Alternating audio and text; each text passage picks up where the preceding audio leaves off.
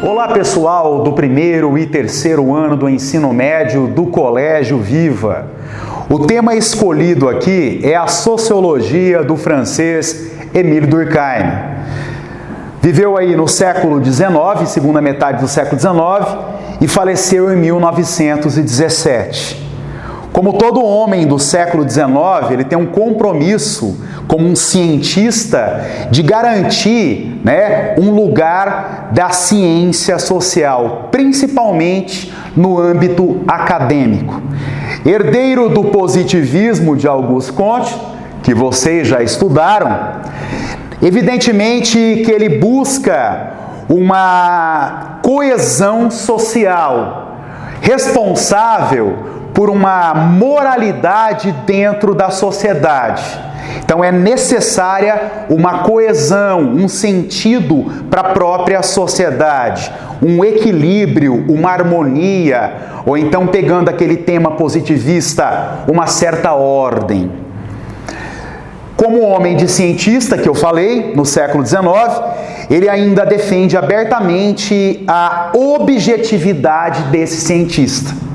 O cientista social, para entender a sociedade no qual faz parte, ou outras sociedades que precisa compreender, ele vai abrir mão do estudo dos fatos sociais. Então, entender a sociedade nada mais é do que entender os fatos sociais, que são tratados aqui como coisas, que é uma forma desse cientista não ser contaminado pelo objeto de estudo, dele não envolver-se sentimentalmente, emocionalmente, apaixonar-se com o seu objeto de estudo, garantindo dessa forma a sua objetividade e talvez neutralidade.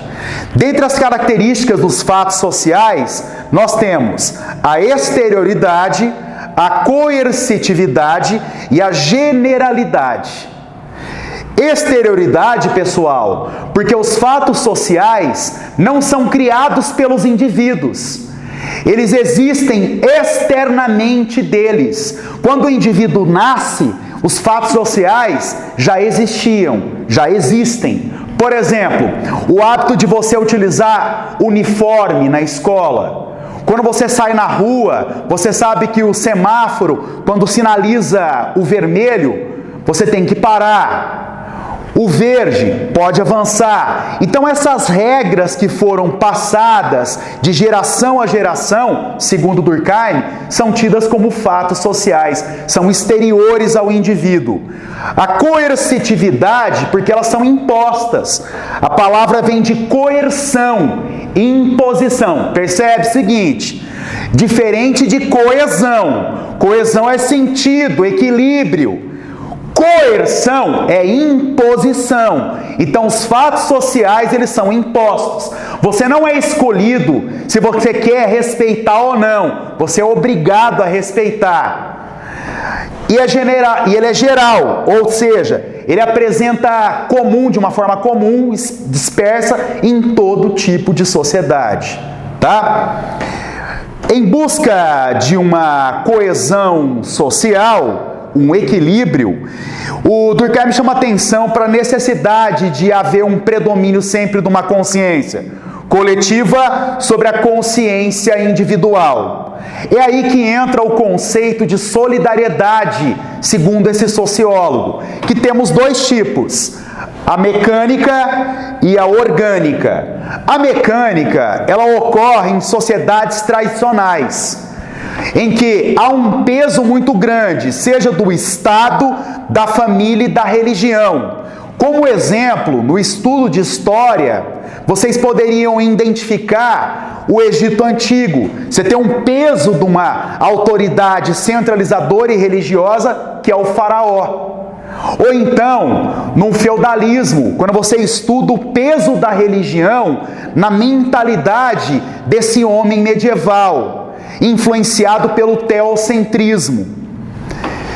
Nesse tipo de solidariedade, você tem uma forte consciência coletiva e uma fraca ou mínima individualização. O respeito às regras é mecânico, como se fosse automático nesse sentido. A orgânica, por outro lado, se faz presente em sociedades complexas, em sociedades atuais. Na época do Emílio Durkheim, no século XIX, numa sociedade pós-industrial, que já tinha acontecido a Revolução Industrial.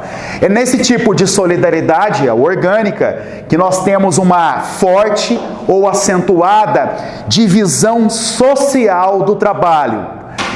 Portanto, ao contrário da mecânica, aqui você tem um caso de fraca ou mínima consciência coletiva e, por outro lado, uma forte individualização. O perigo que se faz presente nessa solidariedade orgânica é a presença, de anomia. Palavra grega aí, negação, nomos, regras, leis, ou seja, é uma situação em que existe a ausência de regras ou leis claras para poder organizar a vida em sociedade. Ele vai desenvolver um estudo sobre as formas de suicídio na sociedade, que ele vai atentar que a sociedade industrial na qual fazia parte, o índice de suicídio era muito elevado. Aí ele vai debruçar em cima desse problema social e vai tentar compreender. Percebe-se aqui que o estudo dessas ondas suicidógenas de suicídio, você não pode apelar para a psicologia. O que leva um indivíduo a atentar contra a própria vida não são problemas psicológicos individuais. O que leva um indivíduo a atentar contra a própria vida é uma pressão ou ausência dessa pressão social. Então, a sociologia, nesse sentido, ela distancia-se da psicologia. Atentos a isso.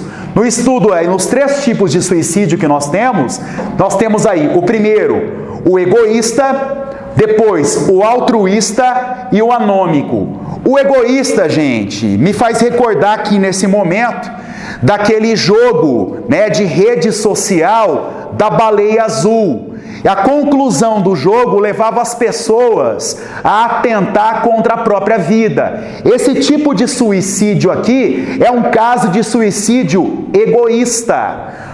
O suicídio altruísta é muito comum em épocas de guerras, onde um soldado ele atenta contra a própria vida para poder salvar, a vida do companheiro ou do determinado grupo, determinada família que ele tende a proteger. Então, é um pai que pula na frente para proteger um filho que está prestes a morrer atropelado. É um caso aí do suicídio altruísta, envolvendo aí certo heroísmo, digamos assim. E o anômico, ele ocorre, como havia acontecido com vocês, nessa ausência de regras claras, geralmente é muito comum em momentos de crise econômica.